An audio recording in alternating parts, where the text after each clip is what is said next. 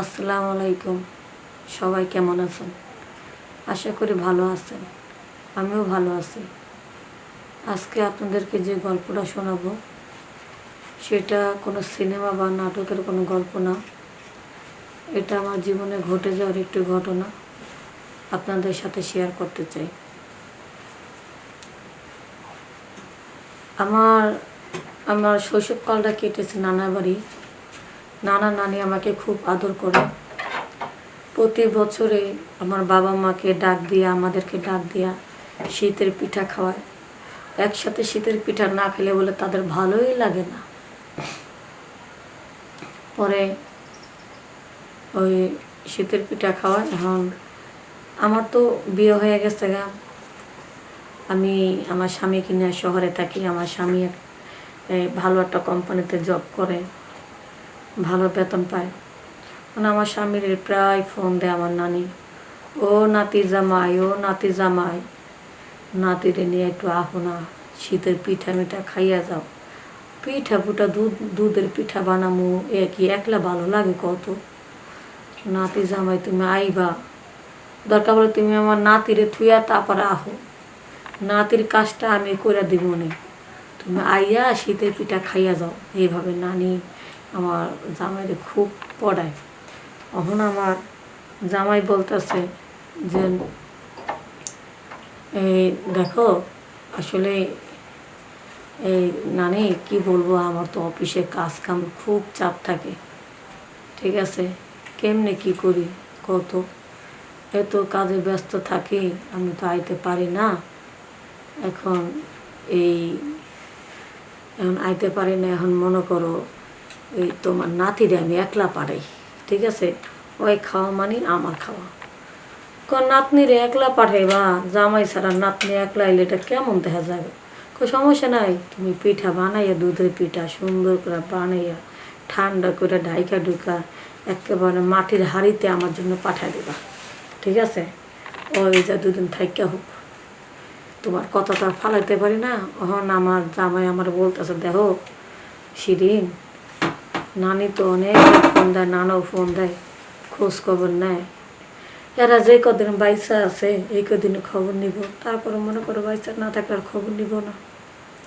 তাই বুড়া মানুষ, অনেকদিন ধরে তো আমাকে দেখে না, ভালো লাগে না। তুমি একটা কাজ করো, তুমি যাও নানি বাড়িতে যাইয়া নানির মনটা একটু ঠান্ডা করো, সান্ত্বনা দাও, যাইয়া হাতে হাতে পিঠা পিঠা বানাইয়া নানিরে খাওয়াও, নানারে খাওয়াও, আর আমার লেগে লই আইব, তুমি যাও।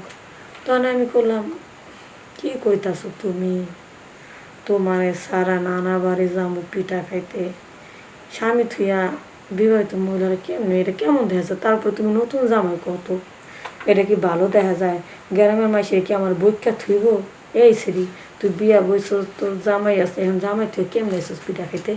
শরম করে না? তুমি জানো আমাদের দেশের মানুষ এইভাবে কথা কইব। তখন কয়, আরে যা মজা থাকুক, আমি আছি না, আমি তাতে রাগ করুন না। আর তোমাকে তো আমি পাঠাইতেছি, যাও, আমার তো অফিস ছুটি নেই, বুঝো না, আমি তো যাইতে পারতেছি না। পরে আর কি করার, স্বামী পাঠিয়েছে, এখন না যায় তো পারি না। পরে নানির কইলাম, নানি আমি একলে আইতাছি, বাস। নানির বাসা যাওয়ার পরে নানি যে খুশি আমারে পাইয়া, নানাও খুশি। নাতি তোর লাগে যে কি রান্না করুম, বুড়া মানুষ, চোখে মুখে দেখি না ঠিক মতন, তুই আমার একটু লগে লগে সাহায্য করে দিস রে, একা একা তো পারি না। তোরা আমি কইলাম, বুঝছে, আমার জন্য এত রান্না করা লাগবো না, পিঠা খাইতেছি, খালি পিঠার আয়োজন করো, আমরা কি খাওয়া দাওয়া কম খাই না। কয় তারপরও তুই যত ভালো মন্দ খাস না কেন, যেহেতু আমগো দেশে তুই আইসস, নিজের হাত দিয়ে তোর ভালো মন্দ খাওয়াবো না।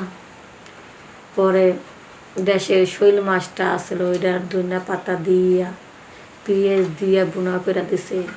তারপরে আমি আবার যে পুটকা মাছ আছে না, পুটকা মাছ ফু দিলে পেটটা ফুলা তরমুজের মতন হইতো, আপনাদের দেশে কী করে আমি জানি না। তাই এই পুটকা মাছগুলা, এগুলি আমরা মনে করো খুব পছন্দ করতাম, খুব খাইতাম পুটকা মাছগুলা। আর নানি জানে যে আমার নাতি খালি পুটকা মাছ পছন্দ করে, ওরে কি স্বাদ লাগে, মিঠা মিঠা লাগে মাছটা। তো এই পটকা মাছ আলাদা করতে ধরে রাখছে, ওটাও বুনা করছে, দইটা পাতা দিয়ে বুনা করছে, রান্না করছে আমার জন্য খুব স্বাদ। তারপরে গরম গরম ভাত, 2-3 পদের ভর্তা, দেশি কই মাছ ভাজা দিছে। তো বাস সুন্দর করে ডাইল রান্না করছে, হয়ে গেছে গা।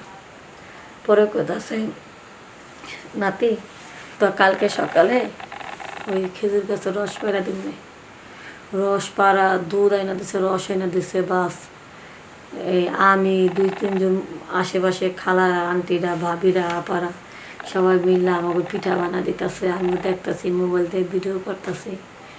নানির হাতে পিঠা খাইতে কি মজা। নানি কুলি পিঠা বানাইছে, পাটি সাপটা পিঠা বানাইছে, দুধ কুলি বানাইছে, তারপরে চিতের পিঠা ভিজাটা বানাইছে, বাবা পিঠা বানাইছে। এত আইটেমের পিঠা বানাইয়া তারপরে আমার 3-4টা পাতিল রেডি করছে, যেটা বাড়ি নিয়ে যাবো। আর যেটি খামরি তো তাদের পাতিলে রাখছে, আর বাড়ির জন্য যেটি নিব ওটি আর ধরতে দেয়নি। 3-4টা পাতিল ভৈরা পিঠা বানাইছে। পরে এখন সকালবেলা চলে যাবো গা,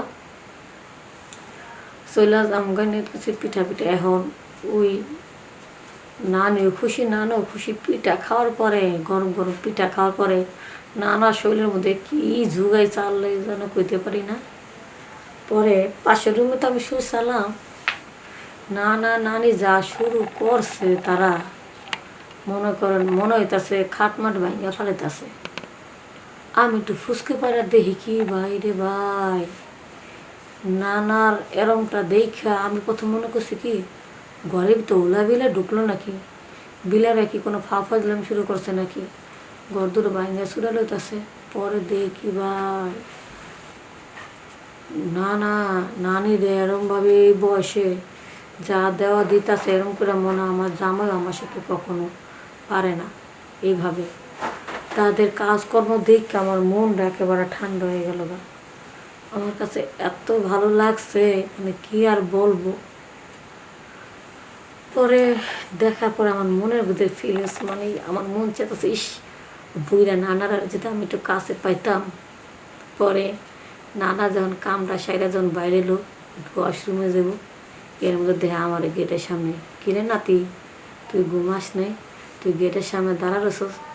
না না, তোমরা যে যুদ্ধ শুরু করছো, ঘুম কি ধরে, ঘুম তো হারাম হয়ে গেছে। কি কস নাতি, এই দেখে ঘুম হারাম হয়ে গেছে গা। আর যদি বাস্তবে যদি করতি তাহলে তো আরো ভালো হতো, মজা পাইতি। আমি আবার বললাম না, আমি জানি জোয়ানের বারবার বুইরার একবার, তো বুইরা মানুষের সাথে কখনো হাডুডু খেলা খেলিনি। তোমার এই কুতকুত খেলা দেখে আমার একটু কুতকুত খেলতে মন চাইছে। সত্যি আরবি আমি কহ, তো নানি ঘুমাইছে, কথা কইস না, তোরা চুপ করে তুই তোর ঘরে যা, আমি আইতাছি, একটু ওয়াশরুম থেকে আসি। মাত্র তো তোর নানির খুশি করলাম, বুঝোস না। পরে নানির ওয়াশরুম থেকে আসার পরে নানির ঘুম টুম পাড়াইয়া আমার রুমে যখন গেছে, ওরে ভাই আমার সেই আনন্দ দিছে, সেই মজা দিছে। আমি তো খুশিতে একেবারে আত্মহারা হয়ে গেছি। আমার কাছে অনেক ভালো লাগছে যে নানা বুড়া মানুষ হয়ে এত পারা পারে। আমার কাছে মনে হলো নানা যদি জোয়ানকালে পাইতাম, বিয়ার আগে যদি আমি নানার লগে এরকম করতে পারতাম তাহলে আমি জীবনে বিয়া বইতাম না। আমি নানার কই, নানা তুমি আমার বিয়ার আগে এরকম আনন্দ যদি দিতা তাহলে আমার বিয়া লাগতো না। কই সমস্যা নাই নাতি, তোর যখন মন চা মাঝে মধ্যে আইস, আমি দিমুনে। বাস আমি নানার কাছ থেকে বিদায় নিয়েছি। আসলে নানা নাতিনের সম্পর্কটা ভালো সম্পর্ক, তবে আমি যে কাজটা করেছি আসলে এটা একেবারে বেশি পরিমাণে বিচ্ছিরি কাজ করে ফেলেছি। এই ধরনের কাজ আপনারা কখনো করবেন না। আমি রসের হাঁড়ি নিয়া, পিঠা নিয়া আমি সুন্দরভাবে আমি আমার স্বামীর কাছে চলে গেলাম এবং আমার স্বামীরে আনন্দের সাথে পিঠা খাওয়াইলাম। যে স্বামী আমাকে বিশ্বাস করে, আর সেই স্বামীকে ঠকাইয়া আমি আমার নানার সাথে এই কাজটা করা আমার ঠিক হয়নি। বন্ধুরা, তোমাদের কাছে আমি মাপ চাচ্ছি, তোমরা পারলে আমাকে মাপ করে দিও। সবাই ভালো থাকবা, সুস্থ থাকবা। আসসালামু আলাইকুম।